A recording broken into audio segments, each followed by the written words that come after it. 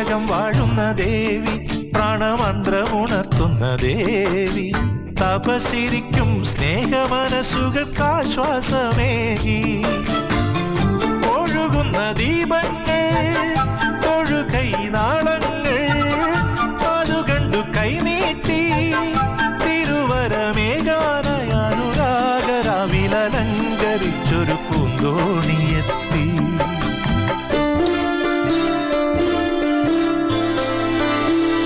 കഥയിലെ രാജകുമാരിയും ഗോപകുമാരനും ഒന്നാവാൻ പുഴയിലെ പൊന്നോളങ്ങളിൽ അവരൊഴുക്കി ദീപങ്ങൾ.